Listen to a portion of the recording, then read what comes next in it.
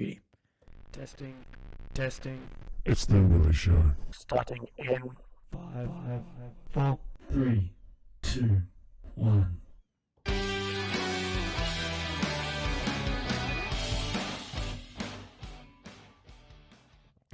So, g'day and welcome back to the 16th episode of the Willy Show. Yes, I've been smashing these out. I've been a bit lazy. I did miss a week or two there, but I was away and had a lot of stuff on. Anyone who follows me will know that. I'm sitting here today with Glen Lomman. Is that pronounced correctly? Is it Lomman? Yeah, close enough. Yeah, that'll do. Who got in touch with me through SA Brothers. So a massive shout out to all the SA Brothers. Fucking fantastic Facebook page. If you're one of the boys who wants to get on a fantastic thing, go be part of that. So in this episode, being episode 16, we're going to touch pretty much on drugs, alcohol, mental health, and being overweight and then turning your life around, becoming a successful PT. And sort of everything in between that. What I think is a sort of incredible turnaround. It's fucking massive. And we're going to touch on lots of other shit. There'll probably be some shit talk. We're drinking Adelaide beer, so in Adelaide, so you never know how to go down. So Glenn, welcome. Thanks for coming on. Thanks for having me, Willy, and thanks for doing something awesome. Oh, mate, I don't do shit awesome. If you saw how I live my everyday life, you're like, fuck, you are so lame, man. All good, mate. You're doing this, and that's, spreading an awesome message. I try. We get there, and that's a thing too. If you're one of the SA brothers, like yourself, Glenn, who wants to come on, like you reached out to me, oh, hey man, like I'm not sure, like fuck yeah, come on. So if you're particularly someone in Adelaide who wants to come on the show, come out because Glenn's on it a couple of weeks later. That's it. Brilliant. It's fucking awesome. So let's start at the start, like back at, was it primary school or high school you started struggling, or? Yeah, probably primary school. Yeah, so I had a pretty good childhood up until about sort of 10-ish. I was in country WA, went to school in there, sporty kid, played all the, T-ball, baseball, all those sorts of, young kid sports. Yeah, fuck yeah. So I was very active and very, just a fun-loving kid. And then when I was 10, our family moved from WA to SA, moved to country South Australia, and that's when it all kind of changed. So, new school, new town, new environment, new people. I just felt like I couldn't fit in. And you were 10? Yeah, 10, so year 5. Yeah. And, I just felt like I was an outsider the whole time. So that's when my school dropped off. So prior to that, I was pretty much a straight A student. I got ducks of, year 4 or 3 at school. I don't know why they heavy did hitter that, over here. yeah, I don't know why they did that, but year 3, 4 got that. Year 5 came along, moved to SA, and I just wanted to rebel. That teenage streak probably came in a little bit earlier. Yeah. Because I didn't want to move states. And why did you end up moving states? Family. So my, mum, grandma, they were all from South Australia originally. They moved to WA in the 80s or something. I was born over there. And then, we moved back for older family members. Yeah. I started rebelling, as a 10, 11-year-old, not doing my schoolwork to begin with, stealing mum's cigarettes out of her bag and all that sort of stuff, trying to be the cool kid. Yeah. Trying to feel like I had to be different and to fit in was just not being myself. So I think that was a big thing that kind of sparked it all was, not feeling able to fit in and trying to put a mask on and be someone else so that I could feel like I fit in. Yeah. Does that make sense? Yeah, but you're probably almost fitting in with the wrong crowd almost, aren't you? And you start getting in that sort of smoke and drinking real young. It's not the most successful crowd in the world. It might be cool at the time. Well, yeah. Well, the cool kids at school end up being shit. I love that because now I look back because I wasn't one of the cool kids. Like I wasn't bullied or anything, but I look back and I'm like, you guys were cool. Now you fuckwits. Like, yeah, the boys. Yeah, the nerds. Yeah, that's it. Yeah, so then you moved on to high school. Yeah, so high school. So what's that? Probably 13 years old, year 8. And still felt like an outcast. Primary school and high school were in separate towns where I was from. They were about 10 k's apart. Yeah. So, I had to fit in with a whole new crowd from different primary schools that all sort of amalgamated Yeah. at the high school. It's not easy, eh? I did very similar to that, eh? Yeah. I grew up in country Victoria, went to school in Koroit, Okay. and then Warrnambool to go to high school. Mm-hmm. It's like 25 k's apart. And I'm like, I got no friends. Like, Yep. This is hard. As Yeah. fuck. Yeah, man. Yep. So yeah, I had to make new friends year 8, and you know, I started moving towards the cool kids group again, wanting to fit in. But I always sort of felt like an outsider. You know, they had their core group, and I was always that one that was inviting myself to, you know, parties or something like that. Oh, yeah. You know, if they were going for bike rides, you know, I'd have to invite myself and stuff like that. Mm. So, you know, that respect, I just felt like, you know, I just didn't feel one of them. Mm. So then I tried to be cooler. Why do you think that was? Why do you think you didn't at least feel like you fit in? I don't know, probably because I was different to them, you know. They had their core group from primary school, some of them. Mm. They were from a different primary school, and I was trying to fit in with them. Mm. So, you know, that made me feel like an outsider, I think. And being from WA, you know, I'd always get paid out, or you're not South Australian and stuff like that. Oh, yeah. So it was a state sort of thing as well. Fuckers. Yeah. But you know what kids are like. Oh, mate, kids are fucking savage. Yeah. Yep. Kids are the most savage motherfuckers on the planet. Like, That's right. Jesus. Yeah. Definitely. Oh. So yeah, just wanted to fit in. So started just doing stupid shit. You know, started smoking weed when I was 13. Jesus. So had my first taste. Fuck, mate. Snoop Dogg wears a shirt around with your fucking face on it. I don't know about that. But yeah, so I had my first taste of that and started drinking at 13. You know, just going out every weekend in the country. There was, you know, not much else to do at that point in time, really. But looking back now, there's heaps to fucking do. Yeah. You know, it's just the kids not wanting to do things. Yeah. And, you know, we'd be out Friday, Saturday night, 13 years old, drinking in the park, you know, hanging out with older kids as well, 17, 18-year-olds. They were buying us booze and cigarettes and all that. Yeah. You know, it was good at the time, but looking back now, yeah. Yeah. Not the best, eh? No. So, And did you feel like you felt, like, oh my God, let me start that again. Did you feel like you fit in when you were drinking with them and smoking with them and shit? Yeah. So Sort of felt that part made of me, it, part of the that group. made me feel like one of them. But did you feel like you needed, that extra drink or weed or whatever to then be part of them? Like if you weren't drinking or smoking with them, you weren't a part, but you became when you were? Yeah, definitely. That's pretty common for guys, especially with, I'll say, alcohol the most. Of like, I'm not one of the boys until I get drunk. Yeah. It probably happens to a lot more shy people. Yes. That, like, I'm not one of the boys until I get shit-faced. And then I fit in because I'm confident enough to fit in. Yep. When I know a few guys like that, I won't say their names, but they always come and they get fucking mental drunk, like, straight away because they're too shy to just be there. Yep. And it's like, we actually don't give a fuck. Like, we all like you. Yeah. But you think you don't fit in, so now you're shit-faced. That's right. And that was me. I was always a shy kid. I was always the one, you know, outside of the conversation. I'd put my little 2 cents in here and there, but I generally have to be asked, you know, oh, what do you think? Or what do you want to do? Every now and again, I'd be able to put my 2 cents in. I was extremely shy. So most people would say, you know, shut up, Glen. You're so fucking quiet. You know, like, just those sorts of things.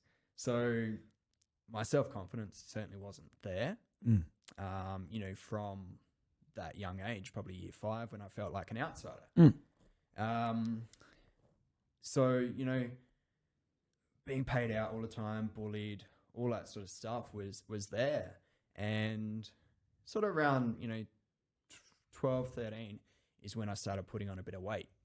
So I started becoming, you know, the chubby kid. What do you think that was? Just rebelling. Yeah. So not playing sports, not, you know, wanting to go out and do things because I didn't really have any close friends to go out and do it with. And I just ate to, you know, dampen down the emotions. So push them back down with food. Yeah, that happens, man. I put on a fuckload of weight since like getting diagnosed and shit. Yeah. It's a good way of doing it. Yeah, definitely. It's better. It's better than turning to alcohol. That's one thing. Oh yes, that's Get it. fat, don't ruin your liver. That's it. It's not good either way. Yeah, and then so you started putting on the weight and sort of conforming to the, you know, the sort of stresses you had at school, and that wouldn't have helped at all, I guess. No, definitely. So, you know, me being the chubby kid put me as a target to, you know, the bullies, I guess you could say at school. So I'd be constantly bullied, you know, try and do this, you know, because I wouldn't be able to because I was a bit overweight, you know, I wouldn't be able to run as fast as them, or, you know, they'd punch me and run away, say, come and get me and stuff like that. Fuckers. Like I said, kids are fucking savage. Imagine in like a playground, that's like normal. Imagine if you just walked up on like Semaphore Road down here and just punched a fat dude and just like, get me, fucking leg it. Like fuck me. Kids. Yeah. Love it. Definitely. So yeah, you know, I always felt like the target in that respect as well. So yeah, as you said, you know, I felt like I needed to get extra drunk or, you know, smoke more weed than everyone so I'd be the cool kid. So I was always known as the one that, you know, pushed those boundaries a little bit in that respect. So, you know, moving forward, I guess, getting to, you know, 16 when I get the license, you know, we were still going out drinking and stuff like that, you know, drink driving, all that sort of stuff. You're still living in Adelaide at this point? No, in the country. Okay. Yeah, so I was in the country till I was 21, I think. Oh, shit. Yeah. So I'm 31 now, so I've been out of the country for 10 years. Yeah. Been clean out of the country. Yeah. Fucking know. But yeah, no, so, you know, getting a license, drink driving, going to parties, all that sort of stuff. That's pretty much all there was to do in the country. Yeah. So going through that, just getting bigger and bigger in my weight as well. So What did you get up to? So 97 kilos was my heaviest. That was when I was about 16, 17. Now I'm not very tall. Yeah. So that was... I was going to say, that's not that big, really. I was wide more than anything. Because I'm not fucking tall, there was nowhere to put it up. Yeah, that's fair. And there was no muscle there. So, you know, 90 kilos of muscle, 90 kilos of fat on my frame is going to be completely different. Yeah. So, you know, it was all in the face, all in the boobs, all that sort of stuff. So, boobs. yeah. You know, 16, 17, being that overweight kid. Yeah, it just wasn't fun at the time, I guess. Yeah. Fucking hell. And then you sort of, how'd you go those post years, like until you, like when did you start your turnaround?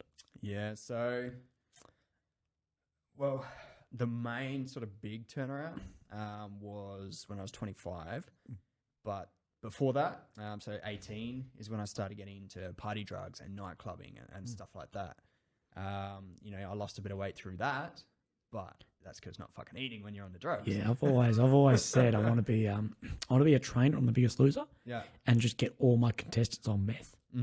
Yeah, it's like I'm winning, they're gonna fucking die, but I've won. That's points to lose weight. That's right. So it wasn't conducive. So no. you know, I may have lost like 5 or 10 kilos there. You know, just from going out dancing at nightclubs and stuff like that. You know, sweating it out on Friday, Saturday nights on the dance floor, getting fucked up, you know, on drugs and alcohol, and you know, just backing it up every weekend. Yeah. So you know, I lost a little bit there, but it wasn't healthy. So No. you know, health was always on the back burner for me. It wasn't a priority. You know, fitting in was more of a priority to me at the time. So it wasn't really motivating me to get out and do it. You know, I'd go for the odd run here and there, and I'd get on a health kick for maybe 2 weeks. I think, oh yeah, I'm going to run. So I'd go run, you know, 2 or 3 Ks and nearly kill myself. Yeah. Yeah. Come back and I'd be like, all right, I'll do that again tomorrow. I'd be hell sore the next day. Yeah. So I need a rest. So then I might do it, you know, 2 days later once I've recovered. But that would last, you know, a week, 2 weeks at the most, you know, during a period of time. Yeah. So it just wasn't, you know, on the radar.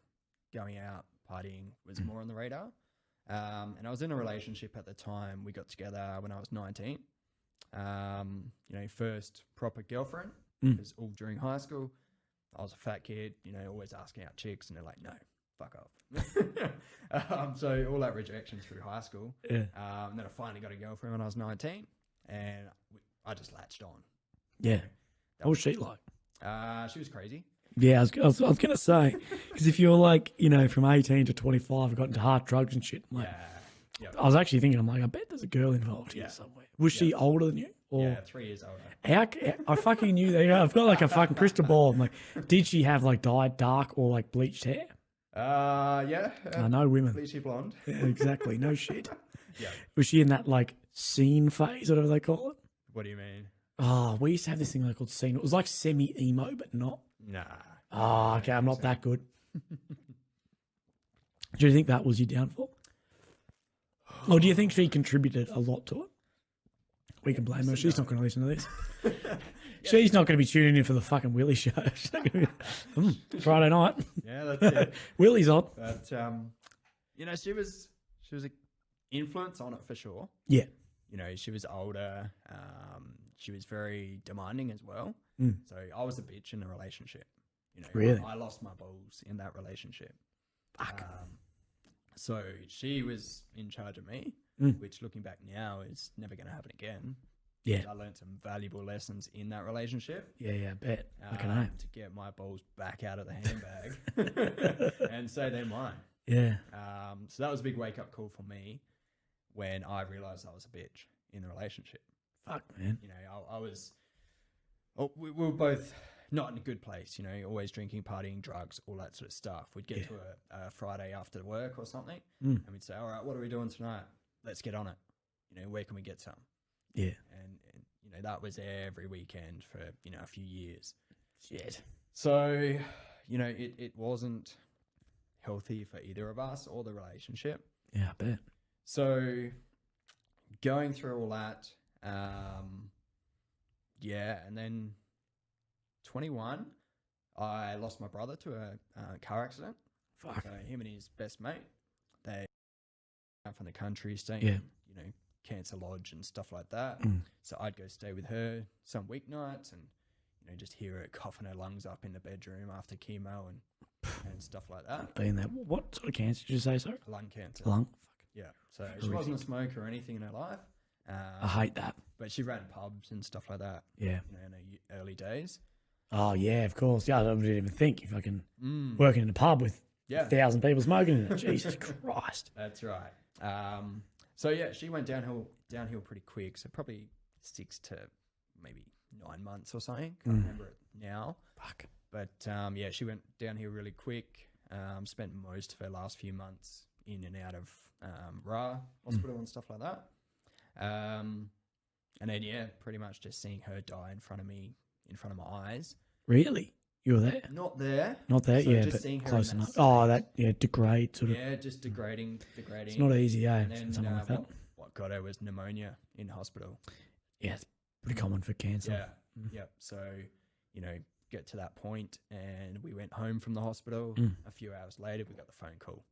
Fuck, man. Yeah. Sorry to hear that, bro. That fucking sucks. Yeah.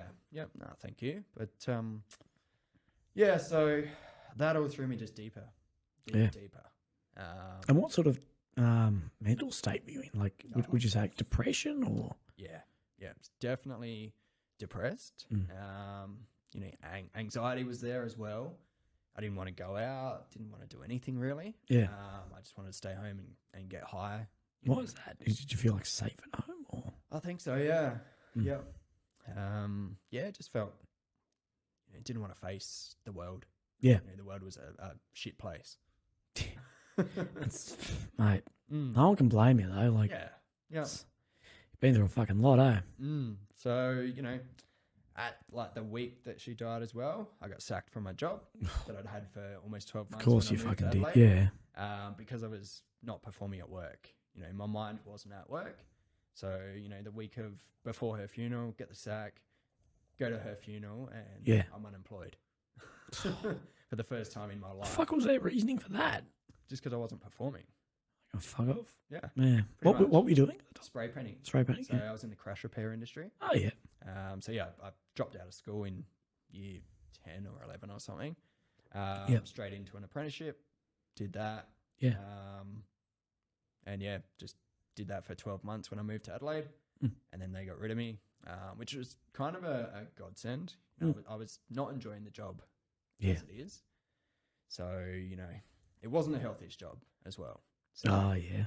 all the fumes, all the chemicals. Oh, I was coming home with blood noses every day. Bullshit. Headaches every day. Fuck. I went and got CAT scans and everything. Yeah. I was having constant headaches. I thought, something was up. Mm. So yeah, I went through all that. Nothing was in up? this period. Nothing was up. Lucky. Yeah, fucking Yeah, they hell. couldn't Good. find anything. But funny thing is, when I left the trade and the job, all that went away. I had cracked hands from all the thinners and stuff like that. Yeah. Because we'd just bathe in the thinners. Fucking hell, Jesus. So once I got rid of that, that helped a lot with my health. Yeah. But yeah, mental health was still fucked. Yeah. So how'd you go about facing that? Like, when did you know that it was fucked? probably after my brother passed away. Yeah, 2009, 2010. I just knew that I was going deeper and deeper into drugs, all that sort of stuff. I knew that I couldn't stop at some points. And then pretty much once my grandma passed away, it just got worse and worse. During work, I'd be going out on my lunch break, getting a deal from my dealer or something. Of what drugs? Yeah. Oh, like what? Meth. Particular So meth? Ice and meth. Like smoking it or injecting it? Or? Never injecting. Yeah. So just smoking it. So I'd go to my dealer's house, have some on my lunch break, go back to work. So that's when I knew problems were pretty bad. Yeah.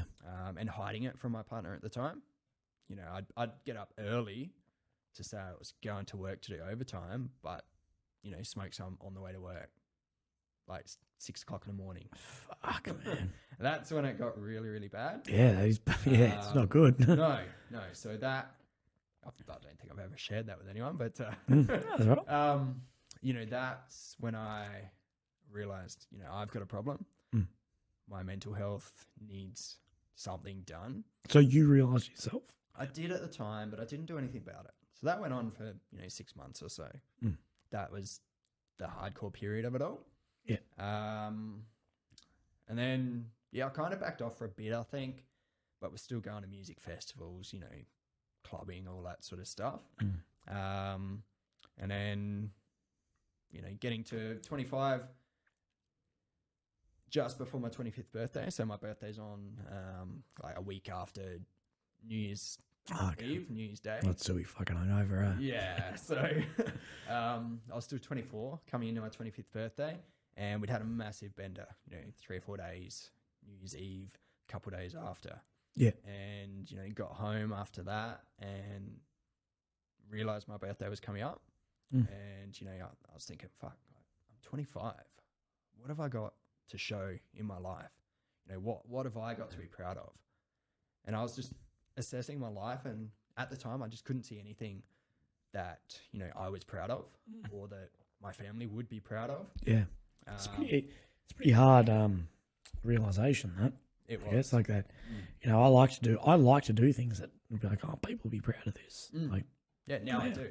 yeah, fucking now I hell. do. So, at that time it was just like I could not find anything that I was proud of or that my family would be proud of. Yeah. So that just sent me into rock bottom. So that's when I hit my rock bottom. Fuck. And it wasn't pretty. No, not at all. It was pretty much just breaking down, crying all the time. Really? It's weird. Like sitting here with you now, I just couldn't. I couldn't imagine you doing that. Yeah. So yeah. Yeah. I mean, I'm a completely different person now. Yeah. Oh, of course. And, I see people that I used to see, or school people, friends and stuff like that, and they don't even recognize me anymore. So, people can change. Of course. And I'm a big advocate in, people can change if they want to. Yeah. But they've got to want to first. Oh, fuck yeah. So, yeah, I just got to a point, I locked myself in my walk-in robe for probably a day and a half. And it was dark, obviously. Yeah. The lights were off, doors were closed, and I was just crying in there for almost a day and a half. Fuck. Just contemplating, what am I going to do? And suicide crossed my mind numerous times. And what stopped you from going down the path of suicide? The thought of my family. Yeah.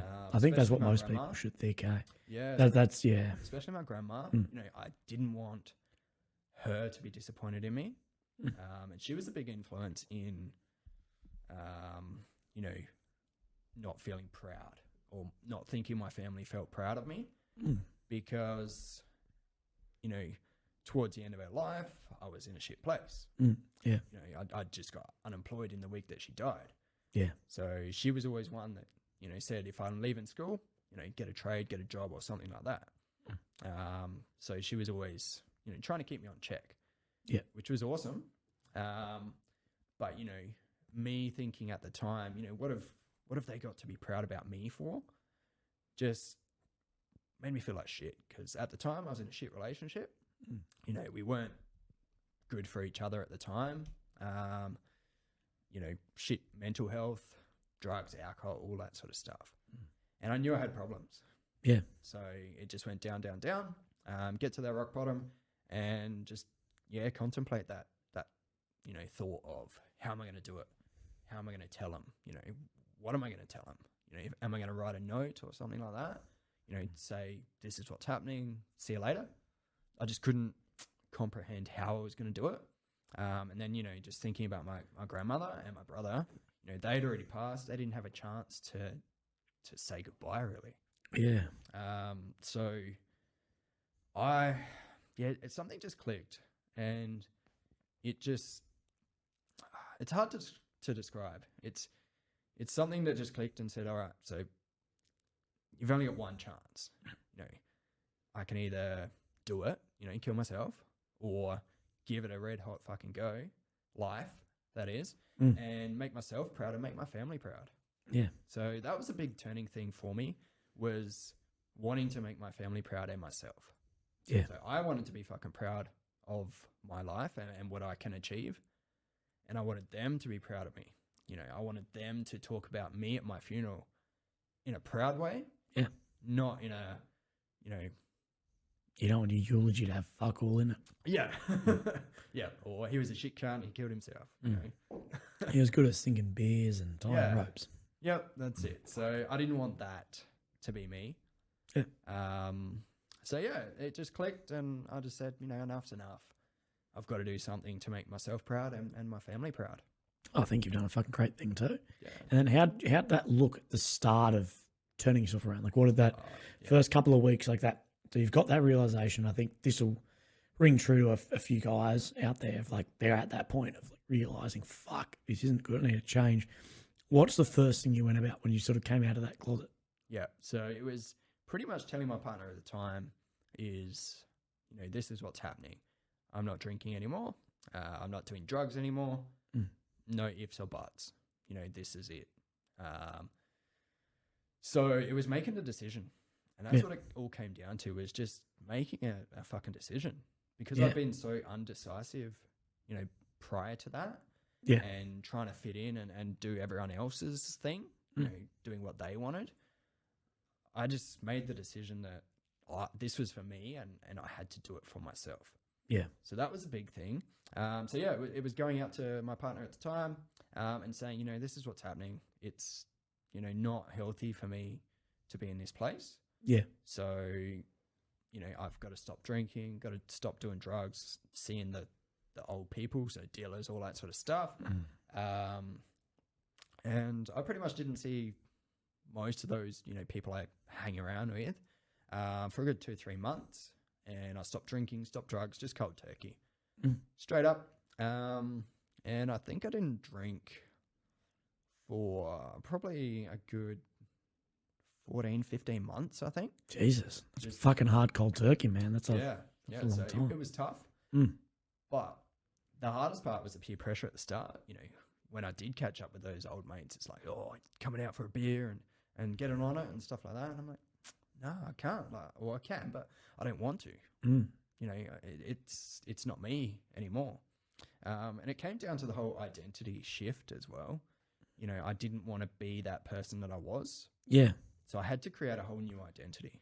And how did you struggle with? Did you struggle to find that identity? Because I guess you in the beginning struggled so much to find your own identity with where did Glen fit into the world with, you know, different groups and girlfriends and whatever. How did you go about, because it took you so long to find that identity. How did you go about finding a new one? It was actually pretty easy. Yeah. Yeah, it was actually pretty easy to say, this is what I want to do, rather than this is what I have to do. You know, prior to all that was doing what other people wanted, so I had to do it. You know, I felt like I have to do it because they want to. Yeah. You know, for me to fit in, I've got to follow along. Whereas after that point, it was more so, this is what I want to do. You know, it's for me. And was that down the path of fitness? To begin with, yeah. So I started, you know, just walking. That was my escape, I guess you could say, was just going out for walks. So, you know, I'd get up early, go for a walk. And that was my me time, just to focus on myself. You know, I put some YouTube videos on, you know, Tony Robbins and stuff like that at the time, just to open my world up just that little bit and see what other possibilities were out there. Yeah. I'd never really been exposed to that sort of possibilities before. I just thought life was what it is. You know, you can't have what you want. So, you know, prior to hitting the rock bottom and all that sort of stuff, I just thought life happens to us. You know, that's what it is. You can't do anything about it. Yeah. And are you a religious guy? No. Yeah. No. It's a weird way to look at it, I guess. You know, like life just happens, and you're like, well, you've got no evidence to support that it just happens. Yeah, I don't know where that came from. I don't know. Maybe when my brother passed away, you know, there was nothing I could do about it. Yeah. Oh yeah. That was instant. There was no goodbye, all that sort of stuff. So I guess that may have given me the makes sense to say, you know, there's no choice in what happened. But then when I was, you know, at that rock bottom point, I made the choice. I made the decision to make my life better. Yeah. You know, for me to be able to have some sort of say in my life rather than having other people's opinions and wants and stuff like that pushed onto me. Yeah. That was a big eye opener. And then, you know, I got into personal development and all that sort of stuff as well. Probably 2 months after I hit that rock bottom point, gave up everything. So I attended my first personal development event, you know, and saw the possibilities, what people are capable of, and people who had been through similar shit, struggles, and come out the other side, you know, still wanting challenges, still wanting to, you know, push themselves in life. Do you reckon it's important to hit that rock bottom before making your way back up? For some people. For some people, definitely. Yeah. Other people, I don't think it would be good because they're the ones who may give up and, you know, they might kill themselves. Yeah. Stuff like that. So some people definitely need it. I needed it myself. So I don't want to ever get that point again. You know, so that's motivation for me never to get back that low again. I know what it's like. I know how I got there. So for me to know what it feels like as well, I don't want to get there again. Yeah, that's fair, man. I think I had to go through it. Yep. You know, some people do, some people don't, I reckon. Yeah. So, yeah, some people it can work, some it wouldn't. Yeah, that makes sense, man. Like, you know, life's not fucking easy. No. No matter where you get. So you got into that personal development. And I've never done, what is personal development? Like, what do you do? Do you go around all hold hands saying, I'm an alcoholic? Some of them probably. Yeah, some of them probably do. But yeah, honestly, I've got really no idea what you're doing. Is it like career oriented or? It depends what you go to. Yeah. So this first course that I went to was more about just asking questions of yourself. You know, why am I here? You know, what am I here to do in my life? And just asking those questions, you know, what do I enjoy? And what were your answers to those? They were nothing at the time. Yeah. Because I was still, you know, in that sort of depressed state, I guess you could say, in transition. So, you know, those questions were very, very tough. You know, I had no fucking idea why I was put on this earth or, you know, whatever. You know, I had no idea what I could contribute to the world as well. Yeah. Because I'd only, you know, tried to look after myself for the first 25 years. But I'd say almost the opposite of that. You tried to look after, like, well, your relationships with other people. Like, you're almost I tried to overthinking, like, oh, what will he think of me if I don't drink this or don't smoke this? Yeah. And that developed, I guess, young of like, what were those kids thinking? Don't go riding with them Yeah. until you're grown up and go, what the fuck will they think if I don't come drinking with them? So I guess it starts young, eh? It does. Yeah. And have you sort of found more solid answers to those questions of why you're here? Yeah. What are you doing? And do you know that, like, could you share those now? Yeah, definitely. Yeah, go. Yeah. So, I'm pretty clear on my values, mission, and purpose these days, which are three pillars that I think we all need to know to have a fulfilled life. So, my purpose in life is to inspire others, to live an extraordinary life, and to share my experiences and learnings, to help others. So, in essence, the purpose is to help others. And in order to do that, I need to help myself.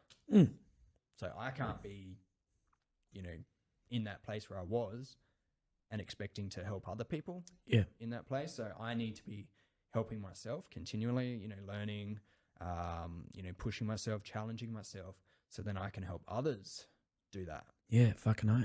So, that's what gets me out of bed these days is, for me to be an inspiration to others so that they can be inspired in their own life. Because I know what it's like not to be inspired, being that rock bottom place. Yeah.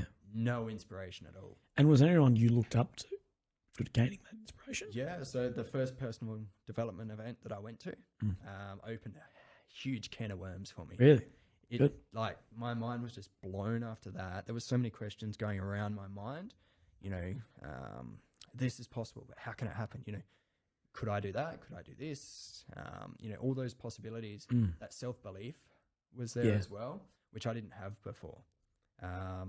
So yeah, that was a big change. And he's actually a local Adelaide guy as well. So his name's Michael Johnson. Yep. He goes by the Mojo Master. The Mojo Master. On Facebook. Yeah, legend. But he literally opened a massive can of worms for me at that point. And it was exactly what I needed to find some direction. Yeah. Before that, I had no direction in life. I was just aimlessly going through, bouncing off one party after the other. And then hitting that rock bottom was kind of the restarting of the, if you want to look at it, pinball machine. Yeah. I'd run out of lives almost. And someone put some extra dollars in to keep me alive. Yeah. That was almost the restart of the game. So it was a whole fresh game. So for me to have no direction, and then for me to be asked questions, about goals and stuff like that as well. I'd never even thought about goals before, what I wanted to do in a year's time, 2 years, travel, all that sort of stuff. It was never thought about because it was always, what am I going to do next weekend and stuff like that. Yeah. So to be asked those questions, what are your goals in life? I'd never fucking thought about it. Yeah. That's a pretty fucking hard question I'm thinking about in my own head. I'm like, oh, the fuck? That's not easy, eh? Yeah. So, those questions just opened those cans of worms. And I was like, well, what are my goals? What do I want to do with my life? Yeah. I want to make myself and my family proud, but how am I going to do it? Yeah. So those sorts of things just kept asking, questions of me and just kept opening up different pathways. Yeah. So, fitness was the first, I guess, path that I went down. Working out on my own, hiring my first personal trainer that year as well. It's a fucking big path to go down to. It's not easy, yeah. Yeah, so, it was completely new to me. Yeah. And, it was just immersing myself in it. And just embracing the challenges, because all that shit's challenging. Fuck yeah, it is.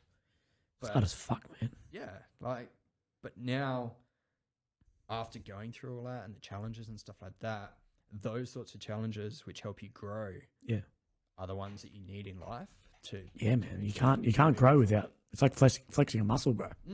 Yeah, you can't grow without fucking stressing that muscle. And if that's your mind, fuck it is. Yeah, and your mind is a muscle. Fuck yeah, it's the strongest one. Yeah, if you stop fucking feeding it, it's not going to grow. Fuck no. From me being a school dropout, hated school, high school, all that sort of stuff, to now love learning and to now love helping people through what I learn Yeah. is completely like still blows me away for someone who, you know, hated what they taught at school. Yeah, it's quite incredible. Eh? Yeah. So now I love learning. Now I love just helping people from what I learn, all my experiences and stuff like that. Mm. So yeah, it's crazy how things happen. Yeah, man. And you've had a really fucking successful turnaround, eh? Yeah. So, you know, from where I was, it's been a long journey. You know, that's what, 6 years Yeah. clean and everything now. Jesus Christ. And did you have any like major withdrawals coming off the drugs and shit? Just temptations. Yeah. I guess it depends who you're around, eh? Makes it incredibly tempting to get on for shit if you're around people. Yeah. So mainly temptations. Probably the first week, you know, when we were coming down off that bender was the withdrawals. Yep. You know, that's what probably helped put me into rock bottom as well. Those withdrawals, you know, not having the next hit. Yeah. And then, you know, once I made the decision, that was it. You know, I think the brain, you probably know, is stronger than what we think. Oh, and when we decide something and we feel it, you know, when the brain and the heart connect, they say, yeah. When we actually feel the decision, then it makes things, you know, a hell of a lot easier. Yeah. So yeah, no real withdrawals as such, I guess. It's pretty fucking good. Yeah, definitely. Could be a lot worse. Oh yeah. Yep, definitely. And how much better is your health and everything now that you're clean? Oh, shitloads. Fuck yeah. Shitloads. So after that point, I've always said I've started reverse aging. Yeah. Yeah. So now I'm 31. I feel better than I did when I was 18. Fuck. You know, it's just crazy. I've got so much more energy, you know, fitter, stronger, all that sort of stuff. So yeah, it's always a joke on my birthday. So last year I think was my 21st. Yeah. Fuck. That's pretty good, eh? Yeah. So, Okay. Yeah. you know, I'm getting out of bed, feeling good. Yeah, I'm doing a half marathon in September, my first one, stuff like that. So, you know, it's a whole different world to where I was. It is, man. That's fucking epic too. Yeah. So that's why I'm a big believer in, you know, anyone can change. Anyone who says that you can't change or, you know, people never change. Yeah, it's not true. Oh man, you can change massively. Like I think the hardest things in your life are the most, you know, sculpting of who you are. I was just saying it today to a mate about like, and I'll relate mine to yours. Cancer's the best thing that's ever happened to me. Yeah. As far as, you know, that hardness of it, it's the best thing that ever happened. Yep. And I guess for yourself, you wouldn't be where you are if you can go through that shit time. No. You know how it feels to be unhealthy, fucking both through weight, drugs, alcohol, everything.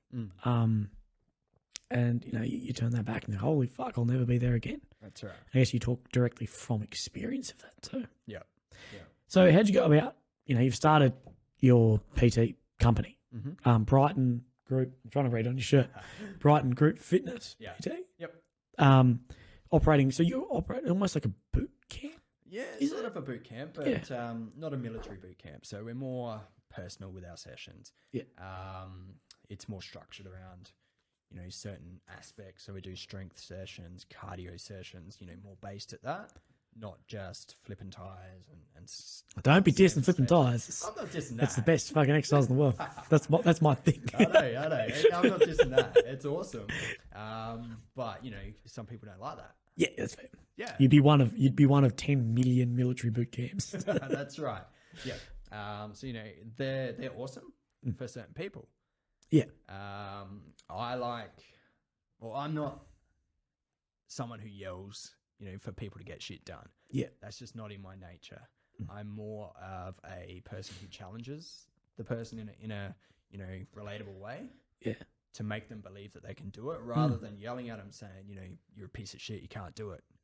You know, do it now or something like that. So I've been to some trainers who are like that, and that's not me. If it doesn't work, it doesn't work, eh? Yeah, I mean, it works for some people. Some people need that, but I don't think I would relate to those people. Yeah, that's fair. As such. So that's not me. You know, I'm one just to challenge them, you know, on the spot more, and give them the belief that they can do it themselves rather than telling them they have to do it or something like that. Yeah. I'd rather let them think that they can do it. Yeah, because I guess if you reinforce and reinstill into them that they can do this and it's them getting it through it, when they come to something else challenging, Yep. they've built those tools. Yep. Because if you're used to getting someone fucking standing over your shoulder and come on, fuckhead, get into it. Yeah. And then as soon as you don't have that, Yep. you've lost all faith in that you actually believe that you can do it. Yeah, it's interesting. Yeah. Yeah. Yeah. So some people, need that extra stimulation, I guess you could say. Yeah. Some people need to be taught how to do things. So, for instance, a few of my members, signed up for this half marathon. Yep. So, I signed up for it as well. None of us have done a half marathon before, but we're challenging ourselves all the time to believe that we can do it. And we're training on our own so that we can do it on our own as well. Yeah. Certain aspects we're doing together, other aspects we're doing on our own. My end goal for most of my clients is to educate them enough so they can do it on their own. Yeah. I'm never going to be there all the time. Don't be too fucking good at your job. You'll get no one in. No, but if I can teach 10 people, they can tell 10 people, and hopefully it's a cycle. It's fucking epic, man. Yeah, so I'm more about the ripple effect and educating my clients.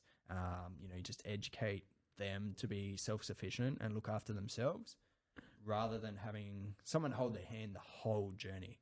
Yeah. Hold handing is great at the start, but you can't have someone holding your hand all the way through. Yeah, no one's holding your hand through life, eh? No. So, yeah, I'm big on educating and making sure that they can do things on their own and have that belief. So belief is a big thing for most of my clients is, that they think they can't do something, but when they do it, the belief just, shines through their eyes. It's pretty fucking amazing. That's fucking epic, man. So where's the next step you're going to go with it? What are you thinking about? So currently we're doing a lot of charity stuff. So epic. Once a month we're doing a charity event. Yeah. So we've got one coming up next weekend actually. Oh, fuck yeah. Yeah, so we got that happening. You keep going. Yeah, While I you're fuck around with shit, yeah. So we're just contributing back. Obviously the goal is to, keep the business running and grow it to help more people. Yeah. So, the end goal is to help more people and just educate. So as I said, it's just the ripple effect. Yeah, man. When I learned about the ripple effect and the impact. And was that through your training? No, that was through your personal development stuff, or just sort of? It was, but it wasn't. Yeah. It was really when an old friend, messaged me on Facebook and said, "Yeah, hey, I've been following what you're doing. You're doing awesome. Yeah. I've changed this in my own life." Yeah. They were telling me what they've changed in their life. And that blew me away the first time someone sent me a message and said, "Hey, thanks for what you do," without me even knowing what I was pretty doing. fucking epic, yeah. Yeah, like that still gives me shivers to know that I was impacting someone else's life. Yeah. Inadvertently. To such a fucking extent. Yeah. And that was the moment, I think, when the ripple effect made sense to me, because I'd heard it before, the ripple effect. You throw a pebble in a stream and the ripple goes out further. Yeah. The further it goes. But that was the moment where it kind of clicked and I thought, shit, this ripple effect is real. It's legit, yeah. If I help that person, what they learn, they can, pass on to whoever in their life. Yeah. So, that knowledge I'm learning, I'm passing it on, they're passing it on. And it's just that constant thing of learning, educating and passing. Yeah, man. It's fucking, you're doing a fucking good job. It's fucking quite incredible, eh? Good on you, man. No, thank you. It's fucking epic. Well, that was going to be the next question was, what's next? You sort of answered in that. And how's your mental health now? Now that you've done all this, Yeah. do you still have struggles like bad days, good days? Yeah, definitely. Yeah. Yeah. I'm human. Yeah. Okay. Yep. Everyone has their bad days. We've got to have the bad days as well to know what the good days are. That's true. We can't have good days all the time. Yeah. That'd be a pretty fucking boring life. It'd be mundane as fuck. Yeah. It's like going to the movies and, love movie right from the start all the way through the end. No one dies. There's no car crashes or anything. Yeah.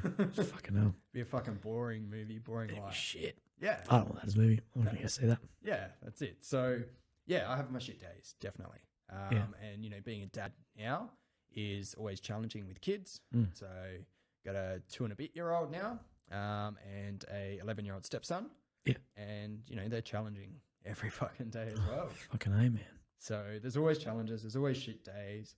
You know, have the long days at work. Yeah. You know, it's just, you go through them and you learn from them. It's something you do, eh? Yeah.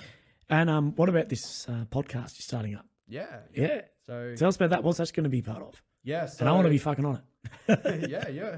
I'll be hitting you up. That's Yeah, for good. Sure. I'll come talk shit. Definitely. So yeah, prior to starting my outdoor group fitness business, which has only been in operation for a bit over 12 months. Good. Prior to that, I was still personal training and all that sort of stuff under a different sort of business name. More educational, you know, public speaking gigs and stuff like that. Yeah. You know, telling my journey, pretty much what I'm doing now, just on a different platform. So when I started my outdoor group fitness business, that was kind of a platform to impact more people face to face. Yep. And the other business kind of dropped off a bit. Now I'm looking to reignite that as a education hub. So I can educate people online. Yeah. And get, you know, people who have been through whatever struggles, you know, leaders in their fields and stuff like that to educate so people can be inspired from those people. It's fucking epic. So yeah, that's It's going to be Adelaide based, or are you going to travel with it a bit? so it'll be online. So like on Zoom or something. yeah. So I'll just do, you know, if people want to come, obviously, like you doing here, they'll come, we'll record. But obviously, if it's, you know, someone in the States or something like that, distance can be a bit hard. So yeah, we'll just do what we can. Fucking epic, bro. So yeah, that's launching August. I've just found a name for it. Can we share that? Yeah, so it's called the Body Purpose Movement. So Yeah, nice. I haven't got the ring down to it yet. So, you know, the previous business name was called Body Purpose Movement Holistic Wellness. Yep. Being an old DJ as well, so it was, you know, abbreviated as BPM. Oh, yeah. Beats per minute, but it was focused on body purpose movement. So they're three pillars that, you know, we all need to live a fulfilled life, you know, to have a healthy body. We need purpose in life and we need movement through life. Yeah. So those three pillars really rung true to me through my journey. You know, to work on my body, I needed that purpose. Yeah. And movement was in there, and it all creates a movement within itself. Yeah, of course. So yeah, the body purpose movement is creating a movement around, you know, health, mental health, just inspiring people. Yeah. So just getting people through their own journeys. Sounds fucking epic, man. I can't wait to listen to it. Yeah. So I've got a few interviews already Lined up? stored up my sleeve. Good. But yeah. Oh, that you've already recorded. Yeah. Yeah, that yes. helps. It helps because you Yeah. will have weeks you miss in the beginning and you're like, fuck. Because the whole thing that I've found, and you know, this you're only episode 16, but like there's not many.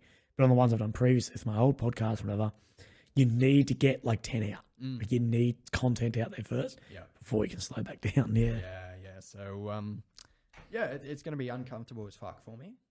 You know, being a shy guy that I was.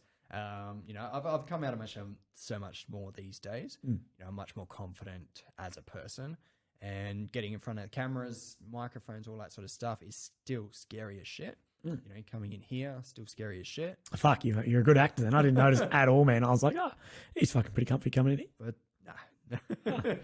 Oh, you've done fucking well. You're a good actor at least then. I don't know about that. Yeah. But it's just putting myself in those uncomfortable positions. You know, I know that I can grow each time I put myself in that uncomfortable position. Yeah. And, you know, just learn from it and hopefully help someone else. And you get better and better and better, man. Like, That's right. You know, you look back at my first podcast I did with Life on the Line and whatever, like, fuck, compared to now, I'll just sit here and talk shit. Yeah. It's simple. Yeah, I think breaking things down to the simplest thing is the best way to get through it. Yeah, and it's like exercise or something. Oh, man, you know, if I get a new client or someone who comes to me, haven't exercised in 30, 40 years, and they come to me, I do just assessments on them, you know, movement assessments, get them to do a couple of push-ups, a couple of squats, some shoulder screening and flexibility test. And I ask them how they feel the next day, and they're fucking sore. Yeah, fucking A. And it's like, you have to go through that first initial shit, uncomfortable period. Fuck yeah. To get that growth on the other side. Yeah, man, that's with fucking everything, eh? Everything. Yeah. Things that scare you, things that challenge you. Yeah, definitely. Like, yeah, fuck, it sucks for a bit. But once you push that suck, and you know what it's like when you take a couple of weeks off exercise, go on a holiday or something, and you come back, you're like, oh, I've lost fucking everything. Yeah. 5 squats in your legs. Yeah. And then you do a couple more, and then you're back, and you're like, oh, fuck, let's not get there again. That's right. Yeah, I did that last year when I went to Bali for like 10 days or something. Oh, shit, that's not long either. No, I did one workout over there, but it was nothing near what I normally would do because I didn't have any weights in the resort. Come back, I think I left it another week or something. Yeah. And then, did heavy squats. Couldn't walk for like 3 or 4 days. That's what you don't do. I know. You don't come back into leg day. Fuck No, that. no, I thought, it hasn't been that long. Yeah. I'll just do what I was doing before. Jesus, man. Fucking no good at all, eh? But you got to go through that struggle, that challenge. Yeah, man. it'll physically, mentally, emotionally, everything. It makes you, that struggle, that challenge makes you so much better at everything, man. Yeah. No one sees, a very successful person. They see the success, not the 10,000 hours behind that. That's right. The guy I had on the podcast, last one, was Dan Pronk, Dr. Dan Pronk, who, if anyone hasn't listened, fucking, I started listening to that. he's the most overachieving bloke, man. But, yeah, he sort of talks about, you see the end result of me being an SAS soldier or trooper who's a doctor. He said, people see that. You haven't seen the 6 years at medical school and the 6 years it took him just to train to go for selection to do the SAS. And then the selection. And those tens of thousands of hours that have gone into it, people just see the end result. That's right. And that's like me as a personal trainer. Most people think, oh, he's a personal trainer. He's always been fit. He's always played sport and stuff like that. But it couldn't be further from the truth. Yeah. I haven't always been fit. I've been fat. I think I needed to go through that to relate with my clients better now. Yeah. So, that is a thing that kind of frustrates me a little bit, as an industry. Everyone's got to have their chance to tell their story. Yeah. So that's where this podcast is coming in as well. Yeah. What you're doing is awesome. People are getting a chance to tell their story and to relate to people. So that's a big thing is, relating to what's happening. Yeah. Yeah, it's very important to have people actually get out, different. Because, I was talking to Dan about this. I'm more than happy to have people who have massive followings whose stories have been told on the show. Yeah. But I want to give people a platform who don't either. Yeah. Like yourself, you mentioned earlier in the show, I've never mentioned that about smoking my fucking meth on the way to work. And I've had a few people, I've never actually said this before. And I think it's fucking important, man. And also, I'm pretty in touch with life and death. Yeah. I'm like, well, what happens if tomorrow you fucking drop dead and you've got no recording of your fucking, of what happened? And I think, we've gone, well, we actually just ticked over an hour then. Yep. I think we've gone over a fair bit. And I think that's a bit of a, not everything, but I guess you're starting your own podcast. It's going to be epic, man. You'll be able to share your experiences with each other and relate. And, it's so, I couldn't imagine starting a podcast and not having a bit of a background experience in things. Yeah. If you had a perfect life, you couldn't do it. It's fucking impossible. Yep. Yeah. You just have to do a Joe Rogan and get the conspiracy theorists on. Yeah, pretty much. Are you gonna start in life coaching yourself? I know you do a little bit of it, but as far as not only the physical aspect, but talking to crowds of people or close classrooms. That's where I sort of started before personal training. Yeah. So the mindset and the lifestyle side of things, I was already coaching people in before personal training. Yeah. So I started personal training after the life coaching sort of stuff. Okay. Because I knew exercise and movement was such an important part, but I also knew that mind was even more important. Yeah. So I did the mindset stuff first, because we can't do anything without a good mindset. No, not even close, eh? There's a saying in my gym, well, not my gym, but the one I used to work at, down at Marion there, the Good Life, and it says, what is it? A fit mind starts with a fit body. Mm. And I don't know. To me, that just sounds backwards. It is. That's what I was going to say. It sounds very backwards to me. Yeah. If you have a terrible mind, you're not going to be able to get into the space to exercise. Yeah. Whereas most people think if they've got a fit body, they're going to have a fit mind and a happy mind. Look at the amount of Instagrammers that deal with fucking depression, anxiety, all that shit. They're the hottest people in the fucking world. Fuck off. That's right. And they're the fucking most depressed. Yeah. You know, you've got to have a fit mind before a fit body. So, you know, that statement there just kind of ruffles me up a bit. But I think it's almost the opposite. That like, if you've got a fit mind, you might have a fit body. Like, people normally think a fit body's six pack and big shoulders and shit. But if you honestly fucking like, if you're stable and you honestly think I am fucking happy with my body, that's a fit body. That's right. What you see. That's right, and that's what I believe in. You know, we need a fit mind to have a fit body. Now, fit can be healthy, it can be happy, whatever. It doesn't have to be fit. It's not magazine cover fit. No, but you know, it's a mindset that comes first. Yeah, you can't change anything without the mindset to change something. So, that's why mindset was important to me. You know, going through my journey. Yeah, as well. It was the decision that I made, which changed everything. Yeah, not me. You know, getting fit first or you know whatever. Yeah. I had to make the decision to stop the drugs, stop the alcohol. Yeah. And how do you look back on that now? Like, do you look back on it like, fuck, I wish that didn't happen? Or do you look back on it like happily, like, yeah, well, it was shit, dumb, but I'm glad it did. I'm so glad it did. You know, I wouldn't change anything. How it all panned out, you know, what I went through, I would not change a thing now. Good. At the time, I wanted to. Yeah. But now, if all that didn't happen, as you said earlier, I wouldn't be here, sitting here with you. Chatting. Yeah, I wouldn't be changing other people's lives, you know, for a living now, which I wouldn't have fathomed. Yeah, you know, 6, 7, 8, 9 years ago. It's epic, man. Yeah, I couldn't even get my own life in check, you know, that period of time ago. But you know, since getting my own life in check, you know, seeking those mentors, seeking the education, and just continually growing myself has allowed me to help others on their journey. Yeah. So. I think that's an important thing, you know, getting yourself in check before trying to sort of help out other people. Yep. And I guess not trying to conform to your friends or society's standards. Yep. You don't need to do what they do. You can be yourself. Yep. You know? But I think a lot of the time too, when you think you're an outcast, you're actually not. Like, it's sort of like, oh, fuck, they all part of this group. Like, I know I get a bit of anxiety, like, oh, they don't fucking like me. And it's just complete fucking bullshit. Yeah. Yeah, now I look back on it and it's like, what the fuck? You know, those stories that I was telling myself, they're just bullshit. Yeah. You know, if I wanted to... it's almost like telling yourself a story to justify your own insecurities. Yeah. Yeah. Yeah, I think that's what it is. You know, it's justifying your own beliefs at the time. You know, the beliefs may have been, you know, I'm fat or something like that. And I was just reinforcing it. You know, they don't want to hang around me because I'm fat and stuff like that. So it is. It's just reinforcing those beliefs and that sort of thing. Well, I'm glad you're fucking on a significantly better path, man. Fucking way, way better. And you've had that massive turning point. Swung around now, you're fucking successful. You're fit as fuck by the looks of it. And you're killing it. Except for these Friday night beers, but I think we've both deserved from this weekend. First beer this year, so. Holy fuck. Remember my first beer. Yeah. So, man, I think, honestly, if unless there's anything else you want to go over, like, is there anything we didn't go over in this?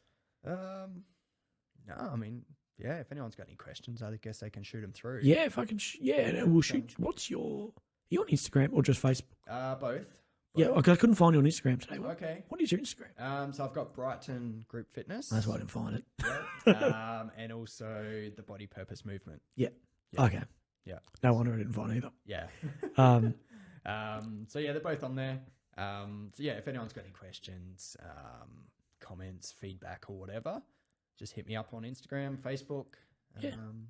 Or if you hit me up, I'll be able to get you in touch as well now. Yeah, definitely. Now that I know your fucking Instagram name. Man, I think we're fucking pretty solid on that. That's an hour and 7. Yep. That's pretty good. That went fucking quick as fuck. It did actually, yeah. Yeah. So we'll just finish that up. Yeah. Easy. Thanks, man. Really appreciate it. And for everyone who was involved, especially the live streamers, YouTubers, Spotify's, I don't know, whatever you are. I don't actually know if anyone listens on Google Podcasts. Like, I don't know if that's a used platform. Yeah, It's not like Google. I don't use Google. It's like it's like the MySpace of social media. Yeah, open to that. Fuck knows. But again, yeah, massive thanks for listening to this episode with Glen. I'm traveling away next week for episodes 18, 19, 20. I'm trying to do 3, smash a couple out. Actually, there's going to be 5 next week, I think. Nice. Yeah, I've got 5 podcasts next week. It's going to be a pain in the ass. But if you want to support the podcast, you guys know where it's in the bio or whatever. But thanks again. It's awesome. And cheers, Glen. Appreciate it, man. Thanks, Willy, and thanks everyone else.